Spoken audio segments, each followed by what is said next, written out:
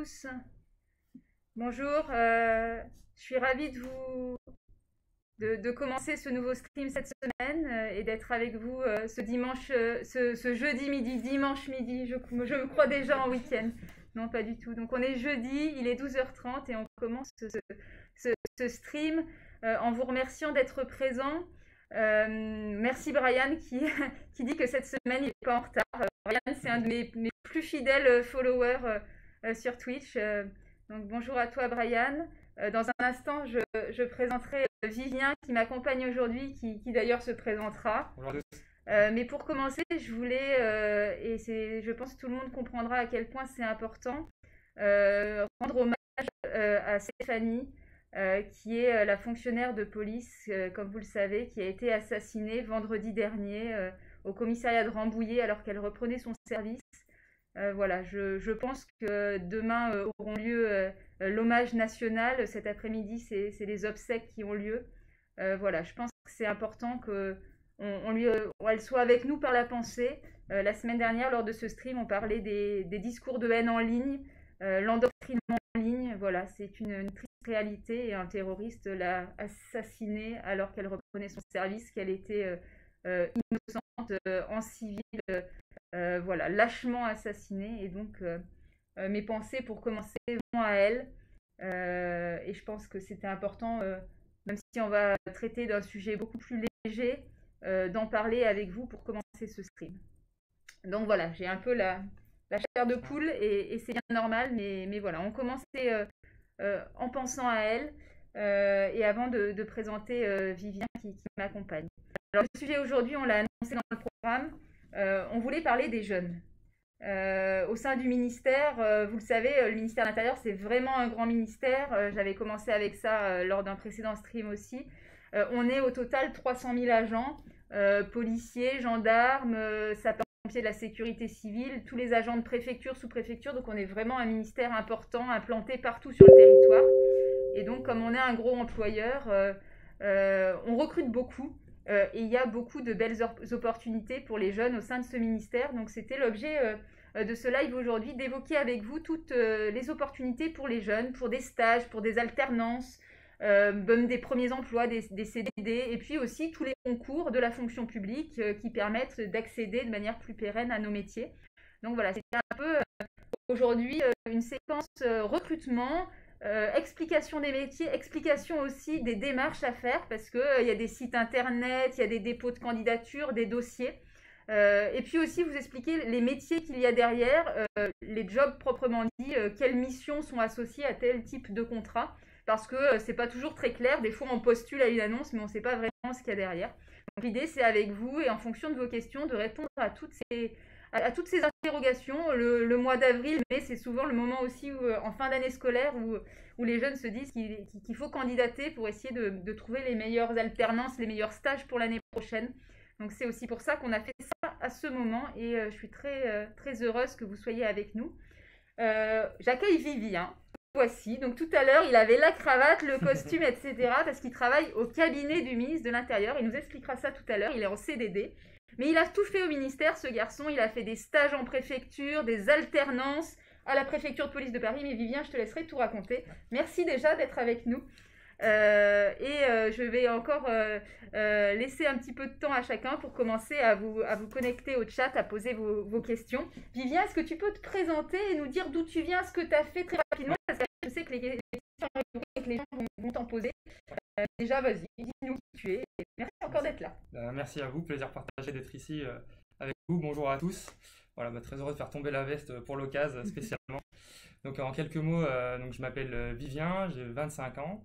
Je travaille actuellement, comme le disait Camille, au centre de veille du cabinet du ministre de l'Intérieur. Peut-être qu'on aura l'occasion de parler en 2-3 mots de ce que c'est que cette structure et ce qu'elle fait. Mais j'interviens ici en tant que jeune contractuel au ministère de l'Intérieur et puis pour vous partager un petit peu peut-être mes recherches auparavant et le parcours qui a été le mien. C'est-à-dire effectivement d'abord un stage en préfecture de 3 mois quand j'étais en licence 3, puis ensuite une alternance à la préfecture de police. Ça, j'ai pu la faire Préfecture de police de Paris. Tout le monde ne le sait peut-être pas, mais à Paris, c'est un peu spécifique. C'est vraiment une préfecture de police qui est beaucoup plus importante. Préfecture de police de Paris. C'est vrai que j'ai tendance à utiliser un petit peu le jargon du ministère de l'Intérieur, donc en question, n'hésitez pas à demander les précisions. J'essaierai d'être le plus compréhensible possible. Donc voilà, donc un apprentissage à la préfecture de police de Paris, en même temps que mon Master 2, tout simplement. Et à la fin de cet apprentissage, j'ai eu la superbe occasion de travailler donc ici au ministère de l'Intérieur, où je suis depuis presque 2 ans. Là, j'ai un contrat de 2 ans. Et puis on vous expliquera peut-être sûrement un peu comment tout ça se passe, les contrats, les apprentissages, les stages, comment vous aider dans ces recherches super importantes pour notre avenir quand on est jeune. Voilà, donc merci encore Vivien. Alors je sais pas, le ministère de l'Intérieur, quand on y pense, on pense souvent à l'hôtel Beauvau comme on l'appelle. On voit même dans les médias les grandes grilles qui entourent ce ministère. Mais en fait, le ministère de l'Intérieur, il est avant tout dans les territoires, les préfectures, les sous-préfectures. C'est un peu là finalement que beaucoup de choses se passent pour organiser l'État dans les départements. Et donc, il y a beaucoup d'opportunités dans ces territoires aussi. Et c'est pour ça qu'on va vous parler un petit peu de tout aujourd'hui, des stages de 3e, de BTS, des alternances, etc. Alors Brian, déjà demande Vivien quelles études tu as faites. Oui. Alors attention, c'est des études haut niveau. Parce que moi je lui ai demandé tout à l'heure. Alors pour revenir un petit peu au début, moi j'ai passé un bac ES au lycée Émile Loubet à Valence. Je fais un petit coucou à ceux qui regarderaient éventuellement. Après ça, je suis monté à Paris, comme on dit, faire des études au cycle pluridisciplinaire d'études supérieures de Paris Sciences et Lettres. Donc voilà, c'était des études pluridisciplinaires, comme le nom l'indique, plutôt axées sciences économiques, sociales, juridiques, voilà, un peu de droit, un peu d'éco, un peu de sociaux. Ça, j'ai fait ça pendant 3 ans en licence, et puis à l'issue de cette licence, j'ai pu intégrer Sciences Po Paris en passant le concours. 2 ans donc de master, dont la dernière année en apprentissage à la préfecture de police de Paris. Alors moi, ce qui m'intéresserait, les questions commencent à arriver, c'est déjà ton premier stage, tu as dit, à la préfecture de la Drôme. Comment ça s'est fait? Comment tu as postulé? Comment sont passés, je ne sais pas si tu as passé des entretiens. Enfin, est-ce que tu peux nous expliquer la démarche que tu avais entreprise? Ouais, alors ça s'est passé un petit peu par hasard en fait, à mon arrivée en stage à la préfecture de la Drôme, à Valence. À la base, moi j'étais plutôt intéressé par le travail en collectivité territoriale. Donc, collectivité territoriale, c'est les communes, les régions, les départements, voilà, c'est un autre échelon de l'administration, en parallèle de l'administration de l'État. J'avais multiplié les candidatures et je m'étais retrouvé dans une situation que beaucoup connaissent sûrement, où j'avais pas eu beaucoup de réponses malheureusement. Sauf une de mes candidatures que j'avais fini par faire donc, du côté de la préfecture de la Drôme. Donc j'ai eu la grande chance d'avoir une réponse de ce côté-là. J'ai été reçu par le directeur de cabinet. Alors le directeur de cabinet du préfet, c'est le numéro 2 en fait du département. Donc c'est pareil, c'est bien qu'ils aient. Enfin, ouais, je pense que c'est des gens très occupés, donc c'est super qu'ils vous aient reçus. C'est ça qui m'a étonné, c'est que paradoxalement, j'avais pas eu aucun retour dans des communes de Drôme et d'Ardèche. Hein, donc voilà, je sais pas si vous figurez, c'est quand même pas non plus des métropoles extraordinaires. J'avais aucune réponse d'un de ces services. Et j'avais eu quand même la chance, l'honneur d'avoir un retour donc, du numéro 2 de la préfecture, le directeur de cabinet, qui m'a laissé ma chance. Alors je connaissais pas grand chose, pour être tout à fait franc, de ce monde-là, de la préfecture, du ministère de l'Intérieur à l'époque. Et donc on m'a donné ma chance, j'ai pu faire 3 mois, c'était donc à l'été 2017. 3 mois de stage auprès du directeur de cabinet, auprès de toutes ses équipes. Et c'était absolument passionnant. On a peut-être l'occasion de reparler un petit peu des missions qui sont celles d'un cabinet de préfet, mais c'est un peu à partir de là, à cause de cet heureux hasard, que une vocation un peu est née. Depuis, j'ai vraiment voulu travailler au ministère de l'Intérieur. Alors justement, il y avait quoi dans le stage? Parce qu'on a toujours l'image du stagiaire qu'on va laisser dans un coin ou à qui on va faire que des petites choses, des photocopies, des dossiers. Non. Là, tu avais fait quoi alors? Alors, j'avais été un petit peu le temps de ce stage un petit couteau suisse pour les équipes du cabinet de la préfecture. Ce qui était passionnant, et la chance que j'ai eue, c'est que dans tous les cabinets de préfets, c'est comme ça de partout en France, on traite l'urgence tous les jours. Tous les jours, c'est des nouveaux dossiers. On s'en jamais. Les missions sont extrêmement variées et un dossier en chasse un autre. Donc, en étant un peu dynamique, en faisant ses preuves, on avait pu me confier quelques tâches très variées. Donc, très concrètement, qu'est-ce que ça avait pu être? Ça a pu être, par exemple, la préparation d'un grand événement comme le Tour de France. C'est un souvenir qui m'est particulièrement marqué. Il y avait une étape qui arrivait à Romans-sur-Isère, donc une commune de la Drôme. Et donc, j'avais, avec la commissaire de police de Romans-sur-Isère, on avait inspecter un petit peu toute cette sécurisation. Le jour J, avec le directeur de cabinet, on s'était aussi rendu sur les lieux de l'étape. Auparavant, il y avait eu de nombreuses réunions avec tous les services départementaux qui participent à la bonne organisation de ce genre d'événements. Et le jour J également, l'activation de ce qu'on appelle le centre opérationnel départemental. Concrètement, c'est une cellule de crise qui est activée en préfecture, au sein de laquelle vous allez retrouver les pompiers, les policiers, les gendarmes, les agents de la commune, du département, voilà. Pratiquement tous les services de l'État et même au-delà qui se retrouvent le jour J au sein de cette cellule pour veiller à ce que l'événement se passe dans les meilleures conditions pour le sport et puis surtout pour les spectateurs. Donc si je comprends bien, c'était quand même très terrain, parce qu'on imagine aussi toujours que les stagiaires, comme il y a des questions d'assurance, etc., ils restent dans un bureau toute la journée. Toi, c'était très terrain en préfecture. Ouais, c'était très terrain. Il faut savoir que les gens du cabinet, hein, les fonctionnaires qui y travaillent sont amenés à bouger sur l'ensemble du département constamment. Ils sont vraiment au contact des élus, au contact de la population pour les aider, pour apporter des réponses, vraiment des choses très concrètes. Hein. C'est des politiques publiques extrêmement variées. On pense évidemment bien sûr aux questions de sécurité, d'ordre public, mais c'est aussi l'aide aux collectivités territoriales sur plein de plans. Alors aujourd'hui, il y a le plan France Relance, par exemple. Donc ça, c'est de l'investissement économique, exactement. Tout ça. Et ça, bon, ça n'existait pas quand tu étais en stage en France, mais tu as pu travailler aussi dans d'autres secteurs, par exemple l'économie, pas que la sécurité. C'est ça, exactement. En fait, le préfet, il pilote, il coordonne un petit peu toutes les politiques publiques que se met en place le gouvernement dans le territoire. Donc évidemment, il faut faire des notes, il faut préparer les dossiers pour qu'ils soient au fait de l'avancement de tout ça et qu'ils puissent en toucher un mot à sa hiérarchie, au gouvernement, et puis en parler avec les élus locaux sur place. C'est ça, moi j'imagine aussi que quand on est stagiaire, on voit un petit peu les coulisses de comment les décisions sont prises ou des débats, des fois de très haut niveau avec des membres du gouvernement, etc. Et ça, quand on est stagiaire, on peut le voir. Tout à fait, ouais, ça va, c'était super enrichissant. On a vraiment permis de voir un peu tout ça, l'envers du décor. Donc la préparation de ces réunions, la préparation des moments aussi assez importants, des cérémonies patriotiques pour rendre hommage. Moi, je me rappelle avoir, par exemple, travaillé sur les discours pour les martyrs du Vercors, donc voilà, pour la résistance, qui est très importante dans le Vercors, dans la Drôme. C'était donc toujours en lien avec les élus locaux. Ouais, beaucoup de réunions très importantes. Alors, Brian, qui est toujours notre streamer le plus actif, dit: est-ce que c'était en relation avec tes compétences, le premier stage et ton cursus universitaire? Est-ce qu'ils ont réussi à se mettre en fonction de tes compétences sur des dossiers qui t'intéressaient? Ouais. Tout à fait, parce que donc moi, comme je le disais, j'ai fait des études plutôt générales, à la fois du droit, des sciences sociales, un peu d'économie. Finalement, en fait, je m'intéressais un peu à l'action publique au sens très large du terme.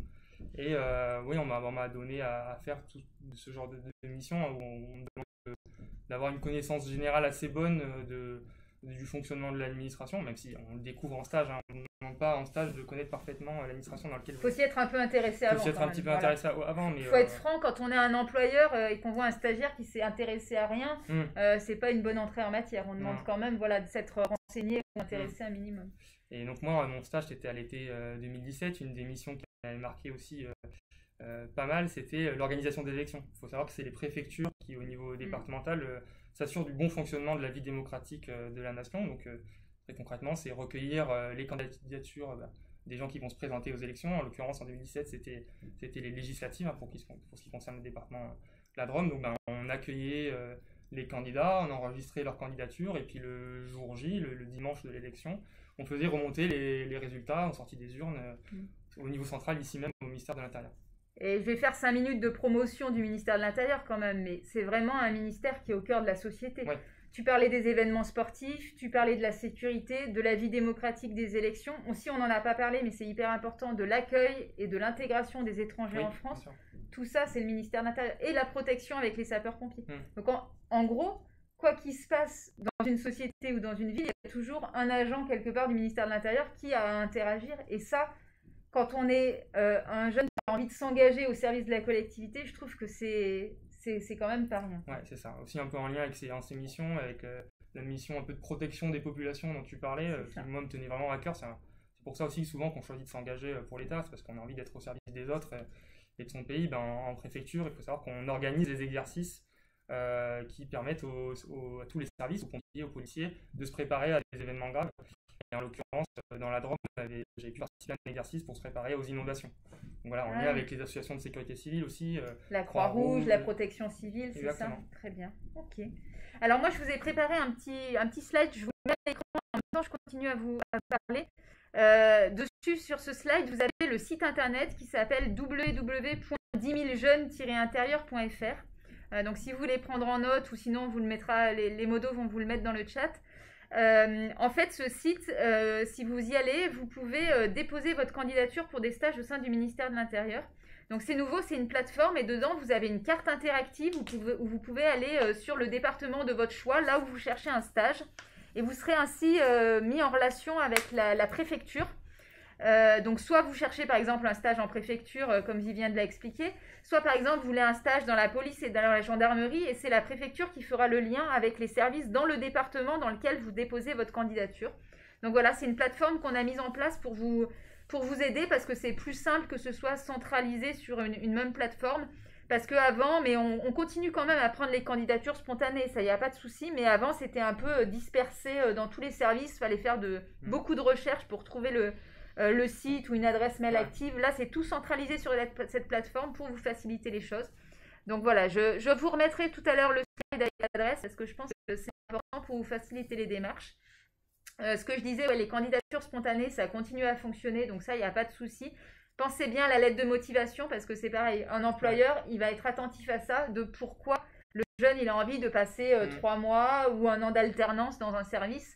Ça permet d'expliquer ses motivations.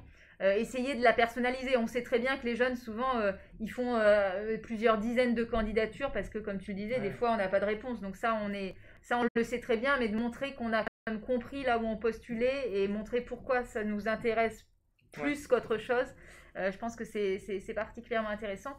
Et peut-être sur les questions des stages, vous dire aussi qu'on prend aussi des stagiaires, notamment de 3e, ou des stages très courts, parce qu'on sait que les jeunes, ils ont besoin, ils ont envie de découvrir. Donc dans les commissariats de police, les brigades de gendarmerie, au ministère de l'Intérieur de manière plus générale, on prend bien sûr des stagiaires de 3e, que ce soit, souvent c'est avant Noël ou avant les vacances de février ou Pâques. Mais voilà, faut demander suffisamment tôt parce que parfois les services acceptent que 1 ou 2 stagiaires pour pas que ça surcharge trop l'activité opérationnelle des services. Donc voilà, là, petit conseil pour ceux qui postulent sur des stages type 3e ou des stages d'une semaine seulement, prenez-vous-y vraiment très tôt pour avoir plus de chances que ça fonctionne. Il y a aussi des fois des stages un petit peu découvertes. Je pense à des jeunes qui peuvent être en licence ou en master, qui passent des concours où derrière il y a des oraux, par exemple officier de gendarmerie, officier de police. Des fois, pour se préparer à l'oral, c'est pas mal d'avoir passé quelques journées dans un commissariat ou une brigade de gendarmerie. Donc ça, c'est pareil, vous pouvez faire la demande directement au service, souvent près de chez vous, c'est le plus simple. Ça peut être un bon moyen de vous préparer pour les oraux aussi. En allant voir réellement comment ça fonctionne dans un service de police. Ça vous donnera des arguments avec les professionnels qui seront dans les jurys. Souvent, ils y sont assez sensibles. On est souvent très très bien accueillis. Moi, j'avais eu la chance de faire une semaine comme ça dans un service de police, vraiment en découverte, ça, alors observation. Tu me l'as pas dit, ça? Oui, j'avais oublié d'en parler. Pendant mon alternance à la préfecture de police, j'avais demandé, j'étais très intéressé par les services de police judiciaire. Je le suis toujours, d'ailleurs. Donc, tu as été à la DCPJ? Alors, j'étais au 2e DPJ, donc district de police judiciaire. Ah, super. Et, donc, une semaine? Une semaine. Alors, ceux qui regardent la série... vas-y, raconte. Ceux qui regardent la série Engrenage, peut-être, ils connaîtront parce que la série Engrenage est tournée dans le 2e DPJ, donc c'est... Un DPJ, c'est un district de police judiciaire. En gros, c'est une zone qui est réservée. Dans Paris, il y a 3 DPJ, pardon. Et le 2e DPJ, c'est celui qui s'occupe du nord et du nord-est de Paris pour les affaires judiciaires qu'on peut connaître. Hein. C'est malheureusement les violences sexuelles, ça peut être...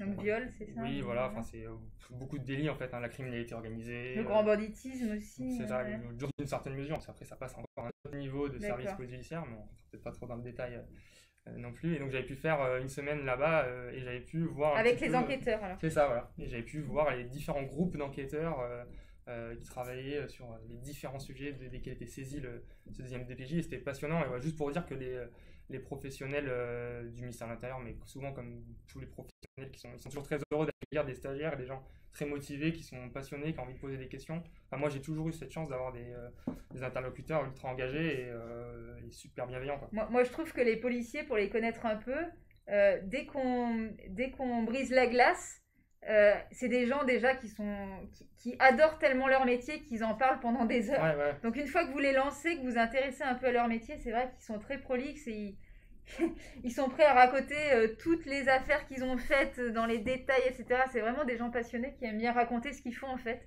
On n'est pas du tout comme la grande muette à taire ce qu'on fait. On est plutôt, les policiers adorent expliquer ce qu'ils font, notamment sur les enquêtes.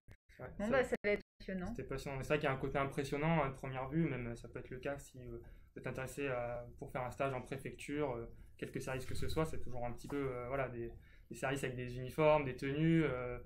Ça peut paraître un peu strict. En fait, voilà, derrière l'uniforme, il y a des gens tout à fait ouverts et voilà, qui sont ravis d'échanger toujours avec les gens motivés. Alors, je ne vous cache pas que nous, au ministère de l'Intérieur, l'idée d'avoir plus de jeunes parmi nos rangs, de stagiaires, d'alternants, de premiers emplois, c'est on veut aussi rajeunir le ministère. Le ministère de l'Intérieur, pour le moment, la moyenne d'âge des policiers, c'est, je crois, 42 ans. Donc, vous voyez, c'est quand même plus complètement jeune. Et là, avec les départs en retraite, on estime que d'ici 2024, il y aura 15 000... Attendez, je regarde, je crois que je me trompe. Il y a 50 000 recrutements à réaliser d'ici 2024 à cause de départ à la retraite de policiers, de gendarmes, de fonctionnaires aussi. Et donc l'idée, c'est aussi pour nous de faire venir des jeunes, des stagiaires, des alternants. Et après, si ça match, s'ils trouvent que le ministère, c'est un bon employeur, que le métier leur plaît, etc., et ben nous, derrière, de les embaucher pour des premiers emplois. C'est pour ça qu'on met aussi beaucoup l'accent sur l'alternance, les contrats d'apprentissage, les contrats de professionnalisation. À tous les niveaux d'ailleurs, hein, voilà, on a des BTS, on a des masters, des licences. Sur les alternances, c'est vraiment très très ouvert pour permettre durant plusieurs mois à un jeune de venir en grande partie au travail, parce que souvent dans les alternances, il y a une journée ou 2 journées à l'école et le reste dans l'entreprise. On dit d'habitude, là l'entreprise c'est la fonction publique et le ministère de l'Intérieur. Donc c'est vrai que ça existe de plus en plus. C'est toujours le même site pour déposer son alternance. Il y a aussi un autre site, peut-être que mes collègues, les modos peuvent le mettre dans le chat. C'est un site qui s'appelle Pass Fonction Publique. C'est en fait la place de l'apprentissage et des stages. Et dessus, on retrouve aussi plein de propositions d'alternance. Donc voilà, s'il y a des jeunes qui cherchent des alternances, n'hésitez pas. Les deux sites, le site pour toute la fonction publique ou alors le site du ministère de l'Intérieur, toujours le même, 10 000 jeunes.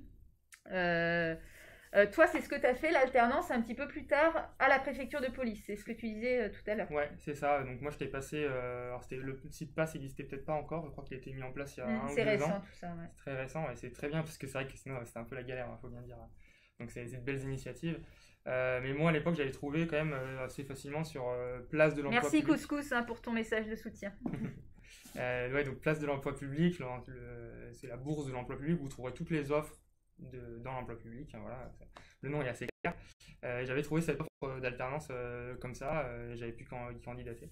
J'avais trouvé d'autres d'alternance comme ça au ministère de l'Intérieur. Il y en avait à la gendarmerie nationale, sur diverses questions. Hein, il y a beaucoup on s'imagine d'abord quand on parle de gendarmerie et de police, les personnes qui sont sur le terrain, hein, mais derrière ça, il y a tout un corps administratif qui est là en soutien, et donc il y a des fonctions RH, des fonctions logement, diverses et variées, et là il y a des opportunités de stage aussi. Donc ça peut être de la communication, ouais. Des juristes, oui, ça fait. De la coopération. Moi je connais une alternante qui va à la délégation à la coopération internationale, parce qu'il y a des métiers aussi à l'international chez nous. Ça, c'est une jeune fille qui est super, que je salue si elle nous regarde d'ailleurs, qui a trouvé cette alternance. Donc je pense qu'effectivement il y a plein de choses différentes. Donc toi pendant 1 an tu as été travailler à la préfecture de police, la classe ça. Quand même. Ouais.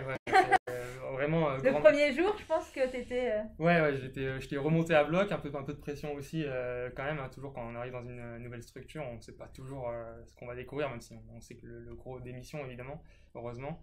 Ouais, donc à la préfecture de police, alors j'étais dans un service de la préfecture de police qui s'appelle la zone de défense et de sécurité, qui s'occupait de tout ce qui est gestion des crises et gestion des risques en Île-de-France. Donc voilà, j'étais rattaché à un préfet, là encore, et ce préfet qui supervisait un petit peu l'organisation des services pour gérer ces risques et ces crises en Île-de-France qui sont très variés. Il y a les inondations en cas de crue de la Seine, comment on s'organise, comment la vie continue pour les acteurs économiques, pour les franciliens tout simplement. Les transports, les réseaux d'électricité. Voilà, c'est des défis immenses sur lesquels les personnels de la zone de défense et de sécurité que je salue bossent tous les jours, tout simplement. Il y a le risque terroriste avec ce qu'on appelle la coopération civilo-militaire. Vous connaissez peut-être le plan Sentinelle. En fait, c'est tout simplement les militaires que l'on voit dans nos rues depuis les attentats de 2015 qui sont là pour surveiller un petit peu les lieux stratégiques et rassurer nos concitoyens. C'est aussi le service qui prépare, encore une fois, tous ces services-là aux exercices de gestion de crise. Voilà, toutes ces missions. Et donc moi, j'étais rattaché au cabinet du préfet qui s'occupait de mettre en musique, en gros, le travail de tous ces personnels pour rendre compte au préfet de police. Alors Juliette, ta question dans le chat, c'est très intéressant. Est-ce qu'il y a des logements pour aider les jeunes qui voudraient travailler au ministère? Parce que ça reste très cher à Paris, tu as complètement raison. Alors je crois que pour les stagiaires, il n'y a pas de dispositif, clairement. Voilà, parce que c'est des contrats très courts. Après, les stages, ils sont tous rémunérés dès lors qu'on est à plus de 2 mois. Après, dans la fonction publique, c'est pas des rémunérations très importantes. C'est de l'ordre de 550 ou 600 euros par mois pour les stages. Donc, voilà, à partir de 2 mois. C'est pas beaucoup et je suis d'accord avec toi que pour te loger, ça suffit pas. Après, pour les jeunes contractuels, donc les jeunes qui sont en CDD, il y a des possibilités. Notamment à la préfecture de police de Paris, il y a un système où c'est par exemple des fonctionnaires qui louent des appartes à des prix beaucoup moins chers, 10 à 15% en dessous du marché. Donc voilà, et c'est forcément des contractuels ou d'autres fonctionnaires qui louent. Donc c'est un système en fait de bourse, de recherche de logement pour avoir des loyers moins importants, de l'ordre quand même de 10 à 15% en moins. Donc ça peut être pas mal pour des jeunes franciliens qui débutent. Après, il y a des systèmes, par exemple, de prêts à taux zéro, d'accompagnement. Il y a pas mal de choses quand même dans la fonction publique pour aider. Mais ça, c'est dès lors qu'on est en contrat. Donc, ça ne fonctionne pas pour les stagiaires. Mais voilà. Après, on a quand même des services d'accompagnement RH, d'accompagnement social qui sont réels quand on est voilà, ric-rac financièrement ou d'ailleurs quand on a d'autres soucis professionnels ou personnels. Donc, tout ça, il y a des dispositifs d'accompagnement qui existent. Après, si on parle de tout ce qui est social, bien sûr, quand on est en stage, en alternance, merci Juliette, il y a des dispositifs pour tout ce qui est, mais ça c'est légal, c'est obligatoire, hein, tout ce qui est transport en commun, la prise en charge du pass Navigo, pour tout ce qui est cantine, etc. C'est beaucoup moins cher quand on a un petit salaire ou quand on est sur des contrats précaires. Donc tout ça, c'est encadré par la fonction publique pour que ceux qui ont des salaires les plus bas possibles aient des dispositifs d'accompagnement. Ouais. Et puis, ça vous intéresse peut-être aussi, il y a aussi un comité d'entreprise, on appelle ça comme ça, pour ceux qui ont notamment des jeunes enfants, l'arbre de Noël. On peut pas avec le Covid, mais sinon des sorties dans des parcs d'attractions, ce genre de trucs à des prix, à des prix défiant toute concurrence et pour accompagner aussi les familles. Donc voilà, il y a des choses qui existent. Et même Juliette, pour finir de répondre, je pense que quand on est dans des grosses entreprises, que ce soit dans le privé ou dans la fonction publique, quand on est des gros ministères, ces dispositifs sont peut-être plus importants que quand tu es dans une petite PME ou d'une petite entreprise où les entrepreneurs, ils peuvent pas forcément toujours se permettre de faire ce genre de choses. Donc voilà, l'accompagnement social, il existe, même si sur les logements, pour les stagiaires, franchement, il n'y a pas grand-chose, c'est vrai. Merci Juliette. On était sur l'alternance, c'est ça. Ouais. C'est très intéressant en tout cas ce que tu as expliqué. Est-ce que l'alternance, ça t'aide pour passer le diplôme final? Est-ce que toi, il y a des choses où tu t'es dit, tout ça, je l'ai appris finalement durant l'alternance? Ouais, tout à fait. L'alternance, c'est vraiment une mise en pratique de ce qu'on apprend pendant les cours. Donc, même si moi, j'ai fait des études assez généralistes sur les politiques publiques, c'est pas forcément des questions extrêmement concrètes, mais ça peut être le cas si vous faites des études de com, si vous faites des études un peu plus techniques. Ouais, ça permet de mettre en pratique en fait ce qu'on apprend à l'école. Ça permet surtout, je trouve, de gagner en maturité peut-être plus rapidement que les camarades qui n'ont pas la chance de faire une alternance, qui n'ont pas souhaité pour d'autres raisons. Ça permet vraiment d'appréhender les codes professionnels, vraiment tout ce qu'on appelle le savoir-être, qui est super important quand vous voulez évoluer dans un monde professionnel, c'est savoir bien se comporter et ça en apprentissage, on l'apprend à vitesse grand V. C'est vraiment un énorme plus pour un carrière selon moi. Alors aussi, mais ça vous le savez sûrement, hein, l'administration pour les alternants, elle rémunère, alors c'est en fonction de l'âge, en fonction du niveau d'études, mais il y a une rémunération, par exemple, moi dans mon service, et je la salue Laura, j'ai une alternante qui est en master, elle touche environ 80% du SMIC, pour finir ses études. Et d'ailleurs, on est en train de l'embaucher en CDD. Donc voilà, c'est vraiment la professionnalisation et l'accompagnement de fin d'études avant d'arriver vraiment sur le marché du travail. Donc ça, c'est bien. Oui, j'étais chez Hanouna, oui. Oui, c'est vrai, j'étais chez Hanouna la semaine dernière. C'est bien, je suis contente que tu aies été chez Hanouna parce que j'y ai été. Parce que déjà, il y a plein de jeunes qui regardent et nous, c'est vraiment un objectif de parler aux jeunes. Et j'y étais pour défendre la police et la gendarmerie parce qu'elle était taxée, une fois de plus, de racisme, etc. Alors, c'est vrai qu'il y a des actes inacceptables qui peuvent être commis par des policiers et des gendarmes, notamment des propos racistes ou des violences illégitimes. Ça existe. Mais j'ai été chez Hanouna pour expliquer que ce n'était pas la grande majorité des agents du ministère de l'Intérieur, des policiers et des gendarmes, mais défendre un petit peu leur honneur aussi, parce que souvent, et notamment c'était l'émission Envoyé spécial la semaine dernière qui était vraiment à charge. Alors c'est bien aussi que les médias dénoncent ce qui ne va pas, hein, c'est pas mon propos de dire que c'est pas bien de le faire, mais voilà, faut pas généraliser, c'est pour ça que j'ai été chez Hanouna. Et ça nous renvoie aussi sur ce sujet des jeunes et des forces de l'ordre, des jeunes et du ministère de l'Intérieur. Nous, c'est vraiment notre objectif aussi par ces stages, ces alternances, de faire découvrir nos métiers de l'intérieur, finalement, du cœur. Quand on fait 3 mois de stage dans une structure, on voit comment ça se passe. On comprend aussi ce que c'est d'être du côté des forces de l'ordre, de devoir faire respecter la loi, de devoir faire de la prévention de la délinquance. Aussi, ça éveille des choses sur la citoyenneté. Et donc, c'est pas que pour ça, mais c'est aussi une raison pour laquelle nous, on fait un gros travail pour permettre aux jeunes de venir chez nous, de faire des stages, d'avoir des opportunités. Et c'est très bien comme ça. En tout cas, merci à toi pour ton message dans le chat. Je remets un petit peu la slide avec le site internet. Si certains sont arrivés en cours de stream, vous avez le site internet 10 000jeunes-intérieur.fr. C'est là où vous pouvez... Merci, ouais, super travail. C'est là où vous pouvez trouver tous les liens vers les préfectures. Et une fois de plus, dans la carte interactive, une fois que vous cliquez sur votre département, vous pouvez déposer votre CV, votre candidature, un CV et une lettre de motivation. C'est toujours mieux dans tous les cas.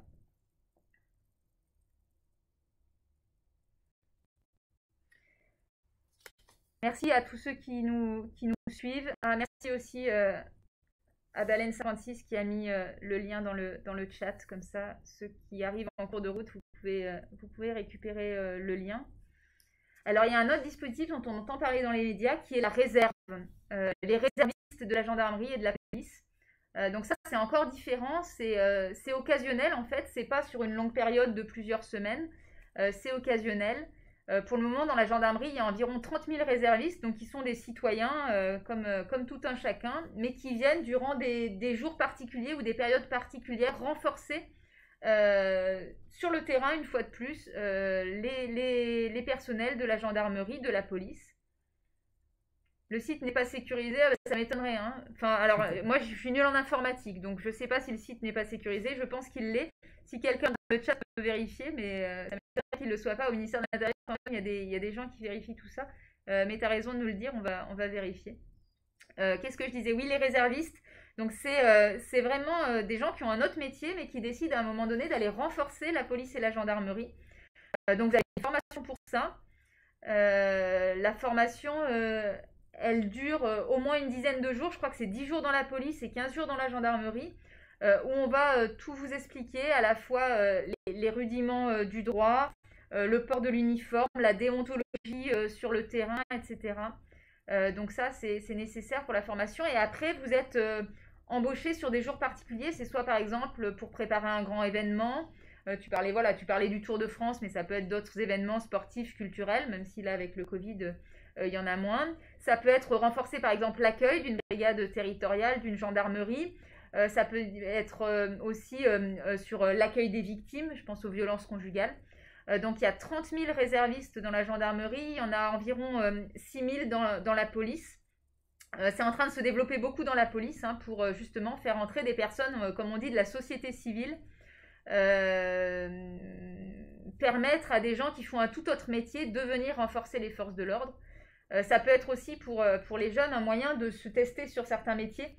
Quand vous êtes réserviste la gendarmerie, que vous patrouillez avec des gendarmes, ben, après, ça peut vous donner envie de passer le concours de sous-officier, d'officier de la gendarmerie.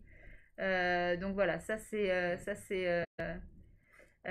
une autre possibilité. C'est rémunéré, hein, je crois que c'est à la journée, à la vacation, en fait, comme on dit, vous avez un taux de rémunération.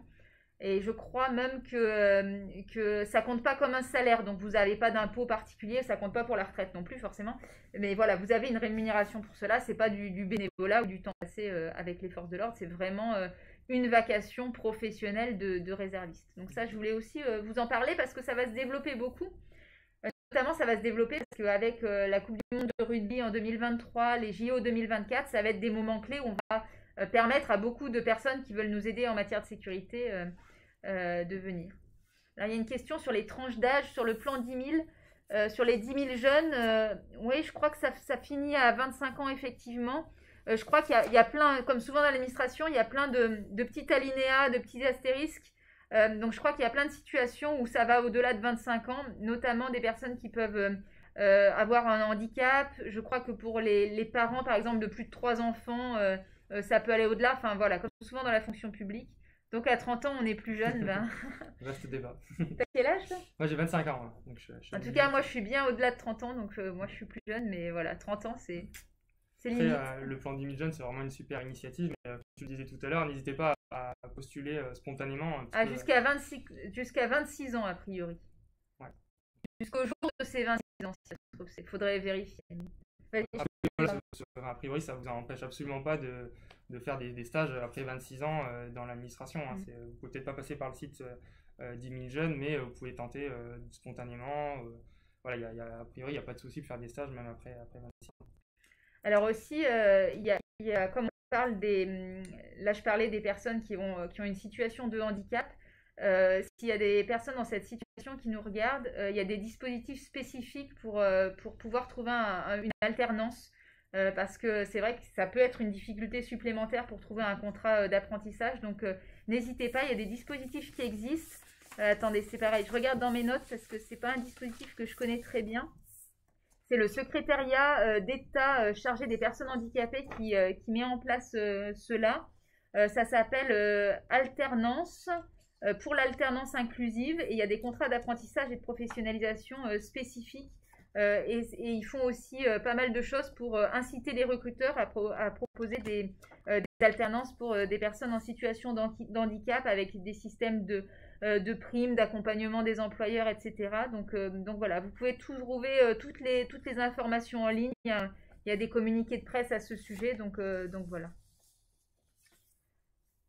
Ah, tu as passé le cap des 30. Alors, je vais te dire, franchement, si tu as passé le cap des 30 ans, tu peux encore entrer au ministère de l'Intérieur en passant les concours.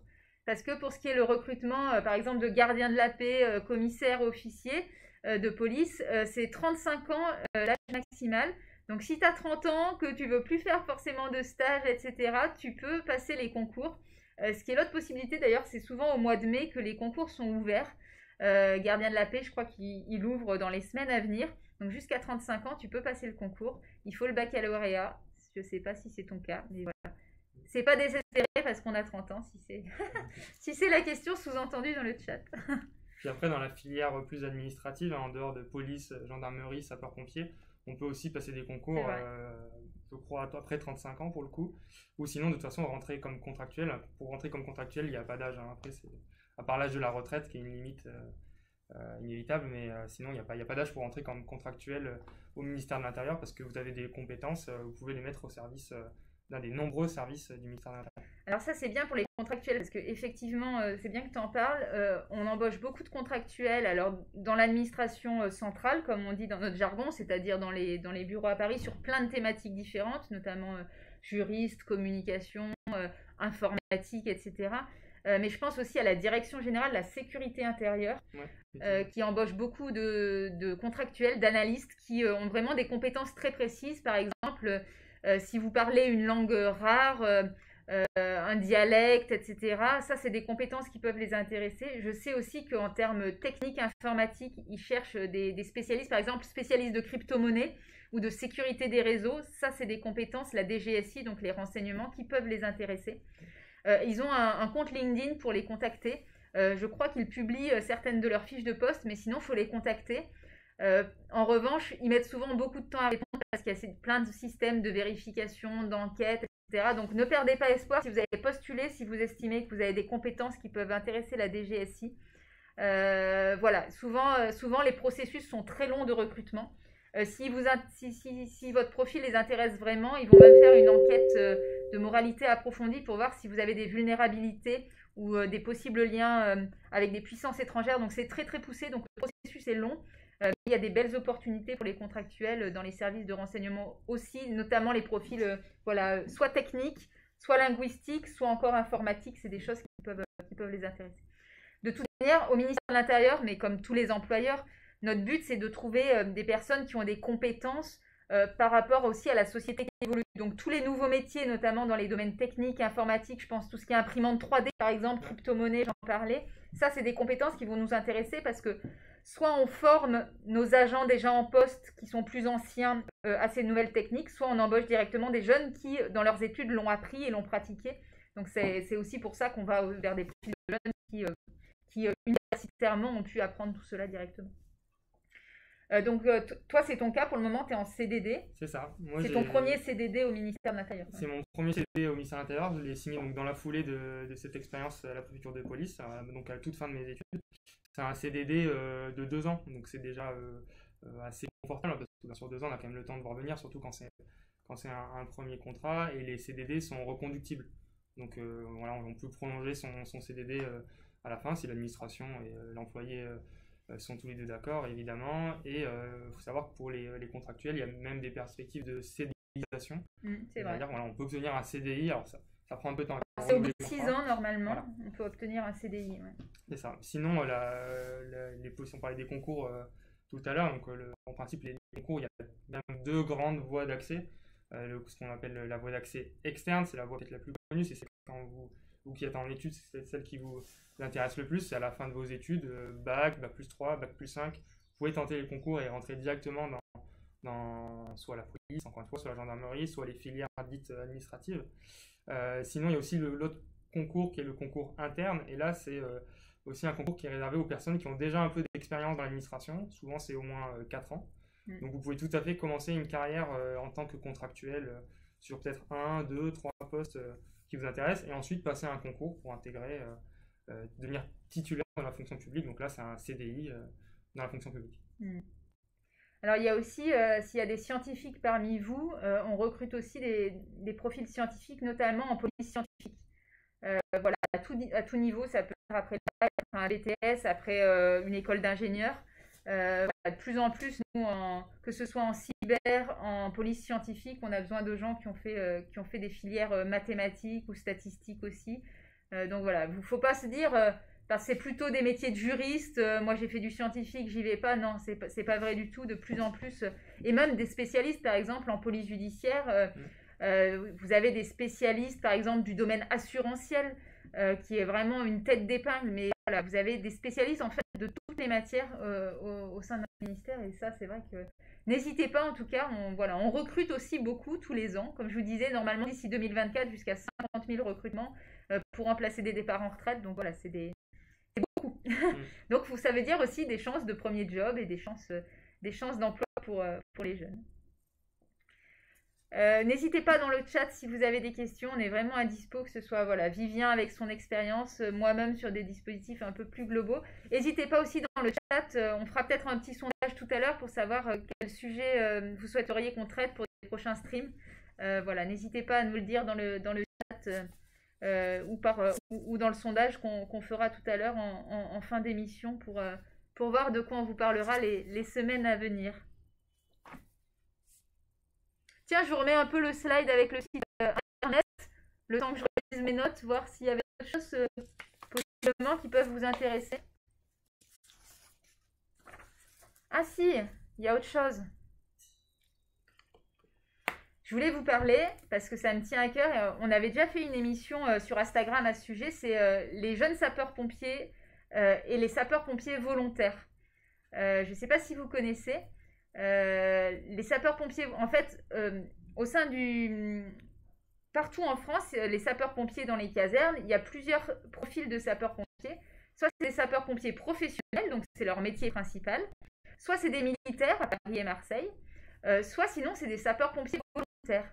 Et c'est des personnes qui ont un autre métier à côté, donc ça peut être dentiste, ça peut être agent à la municipalité, enfin voilà, il y a plein de, plein de métiers différents. Mais ces professionnels-là se disent à un moment donné, je vais donner du temps pour être sapeur-pompier volontaire.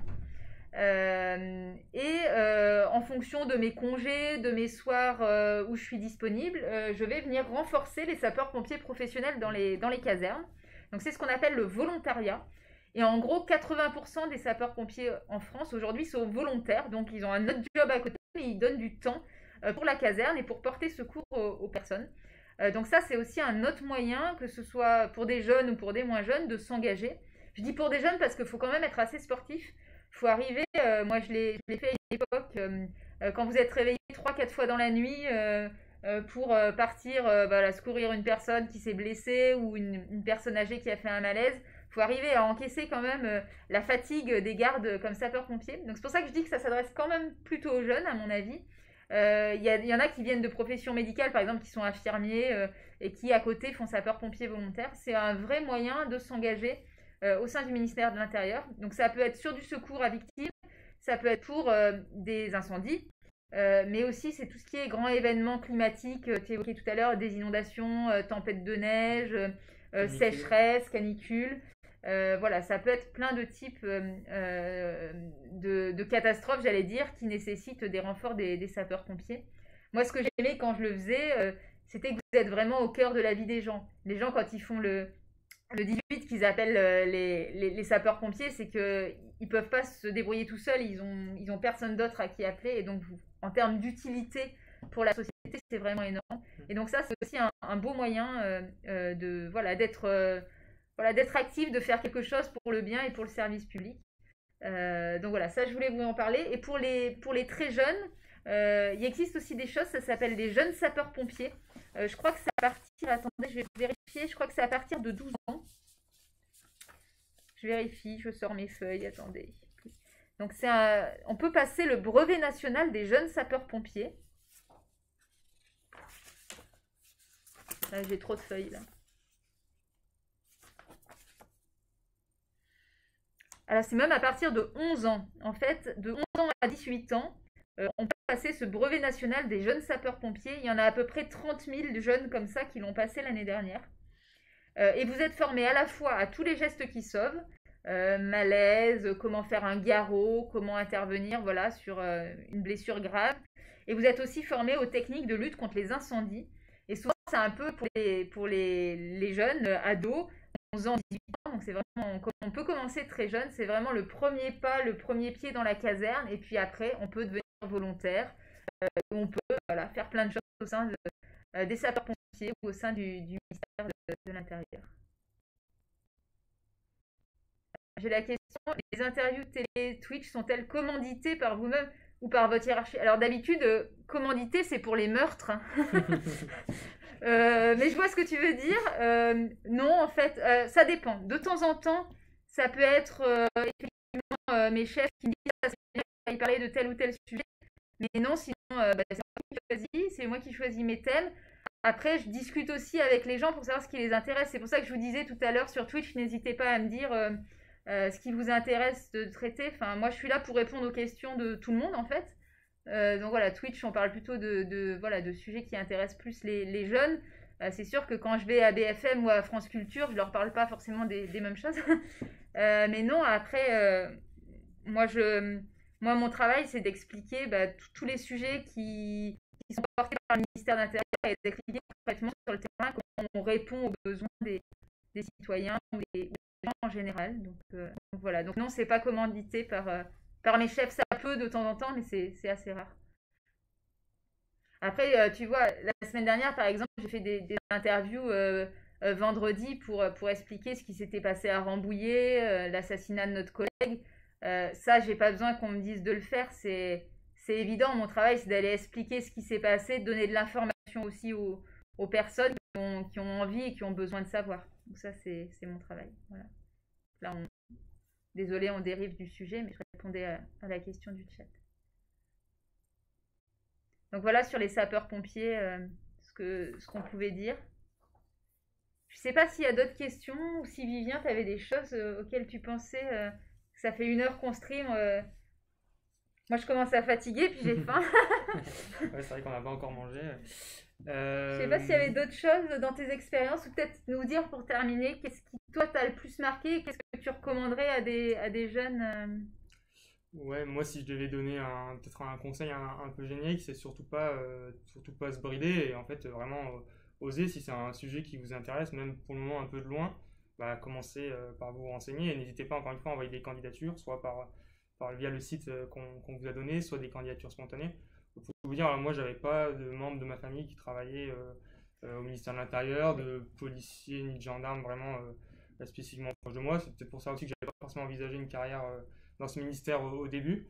Et en fait, voilà, encore une fois, j'ai été super bien accueilli. Il n'y a pas besoin d'être coopté, d'avoir de la Non. famille. Ça peut marcher quand on, Ouais. voilà, quand on ose envoyer un CV, franchir une porte. Mm. Voilà, ce que tu disais, C'est, faut oser passer en fait. Avoir des idées aussi de la créativité, se dire bah, tel service, j'ai trouvé le mail, je vais Ouais. candidater et si ça se trouve, ça va marcher quoi. ça. Et c'est vraiment pour avoir une petite expérience du haut de 25 ans, mais avec les quelques services au sein desquels j'ai pu me faufiler comme ça, il y a une diversité de gens, d'opinions, qui est vraiment à l'image de la société française en fait, hein, tout simplement. Donc il n'y a pas forcément de profil vraiment type pour rentrer au ministère de l'Intérieur, il n'y a pas de connaissances absolument à avoir, voilà, il faut de l'envie et puis si vous êtes déterminé, que vous avez envie d'être un peu utile aux autres, vous trouverez forcément une place. Voilà, donc n'hésitez pas à envoyer des candidatures de manière spontanée. Hein. Moi, c'est la chance que j'ai eu un retour et puis c'est comme ça que ça a démarré. Un peu de créativité, faut oser, puis avoir un peu de chance derrière. Ouais, bah, toujours un peu de chance, mais ça, c'est le cas pour dans toutes les entreprises. Mais c'est pas pour faire la propagande du tout, mais j'ai l'impression qu'il y a quand même cette idée au ministère de l'Intérieur où on aime donner un peu la place aux jeunes. On est heureux de former les gens et ça sans forcément avoir tel diplôme, telle expérience auparavant. Ça c'est chouette. Bon, bah c'est bien, j'ai remis la slide avec le site internet, ça fait 3 fois, là je pense que tout le monde l'a bien vu, tout le monde a bien compris, avec le site internet où on peut déposer ses candidatures, que ce soit pour un stage, une alternance, un contrat de professionnalisation. C'est vraiment la carte interactive, on choisit son département, on dépose son CV, et puis bien sûr, il faut bien expliquer ce qu'on veut, ce qu'on souhaite, ce vers quoi on se destine pour aussi aider les personnes qui seront derrière pour traiter ces CV, pour orienter au mieux les jeunes dans ce grand ministère, une fois de plus, 300 000 agents qui recrutent beaucoup et qui laissent de la place aux jeunes. Je pense qu'on va en rester là. Je réponds pas à la dernière question d'Élise, tu m'en veux pas, sur les jeunes. Là. J'ai pas le temps à ça aujourd'hui. Promis, si tu reviens un jour où on a notamment un stream sur par exemple l'ordre public, promis, je répondrai à toutes les questions sur les gilets jaunes. Si c'est un sujet qui vous intéresse, on peut en parler, il n'y a pas de souci. C'est le but de ce stream, de choisir à chaque fois une thématique, de développer. Donc je n'évince pas la question, mais c'est vrai que j'ai pas envie de partir là dans des grands débats qui sont loin de nos sujets, qui étaient aujourd'hui les jeunes et les différentes opportunités pour les jeunes au sein du ministère de l'Intérieur. Merci à tous d'avoir passé ce temps-là avec nous. Vous n'êtes pas toujours très nombreux, mais c'est pas très grave parce qu'il y a beaucoup derrière de replay. Donc voilà, on continue à le faire tous les jeudis midi. On est très content de passer ce temps-là avec vous. Alors, n'hésitez pas une fois de plus dans le chat à nous dire ce qui peut vous intéresser pour la suite. La semaine prochaine, on ne fera pas le stream de mon bureau. On a décidé de changer un petit peu et on va aller dans un site très particulier, très secret. Là, c'est le teasing, il y a du mystère. Non, on va aller dans la plus grande armurerie de France, qui est dans un lieu qu'on tiendra secret au sein de la préfecture de police de Paris. Et on va parler de la question de la législation sur les armes. Parce que vous êtes pour beaucoup des gamers, dans tous les jeux, il y a très souvent des manipulations d'armes. Sauf qu'entre le virtuel et la réalité, il y a plein de différences. Et donc, on veut parler de ces questions des armes avec des spécialistes. Parce que moi, objectivement, j'y connais pas grand-chose. Donc, j'aurai avec moi voire peut-être plusieurs experts de la matière pour parler voilà, du virtuel, du réel, de la législation, des questions sur les saisies d'armes, sur les armes prohibées en France. Voilà, un stream qui sera particulier et dans un autre lieu que celui-ci. Donc n'hésitez pas à continuer à écrire dans le chat, n'hésitez pas aussi à envoyer des petits messages. On vous lit toujours avec beaucoup d'attention. Merci à tous de votre présence et puis on vous dit à très bientôt. Bonne fin de journée. Au revoir.